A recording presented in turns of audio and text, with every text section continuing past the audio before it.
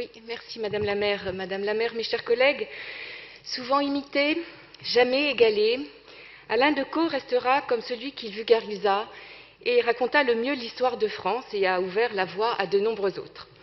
Connu pour ses talents de conteur et d'historien populaire, car oui, il en faut des talents de conteur pour faire aimer l'histoire, il créa en 1969 la fameuse émission de télévision Alain Decaux raconte, qui a marqué toute une génération de Français des années 70. C'est le premier journaliste à vulgariser l'histoire, à la dépoussiérer et à l'offrir au plus grand nombre plutôt que de la réserver à une élite. Journaliste passionné d'histoire, mais journaliste à la base, il avait très bien compris le pouvoir et l'attraction des médias pour diffuser une culture historique.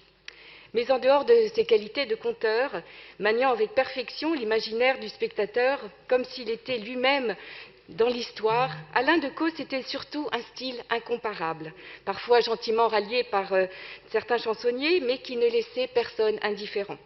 Alain Decaux c'était une marque sûre, inimitable, indémodable, reconnaissable parmi tous les autres. Avec ses lunettes en écaille posées derrière sa table, il savait mettre en scène ses personnages, les faire vivre sur un ton, une manière d'appréhender les événements et une faconde qui captivait son auditoire. Né à Lille en 1925, il arrive à Paris et étudiera notamment au lycée Janson de Sailly dans le 16e arrondissement. C'est son grand-père Henri Decaux, instituteur, faisant partie des hussards noirs de la République, qui lui donna le goût et une certaine vision de l'histoire de France. Journaliste, homme de radio et de télévision, auteur de nombreux ouvrages historiques, dont celui de l'histoire de France raconté aux enfants.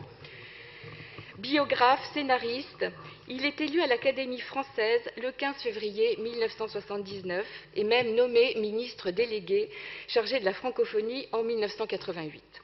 Il s'éteindra le 27 mars 2016 à l'âge de 90 ans et le 16e va s'honorer d'une plaque au 86 boulevard Flandrin où il habita de longues années.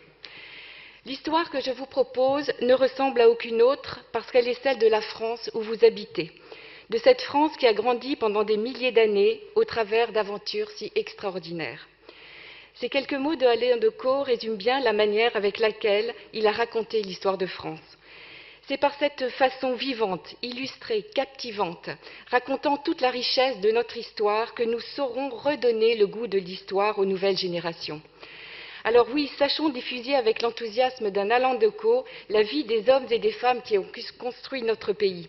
Redonnons le goût de l'histoire à nos concitoyens, comme l'a fait Alain Decaux avec talent, car c'est en connaissant le passé que l'on comprend l'avenir. Je vous remercie. Merci beaucoup, Madame.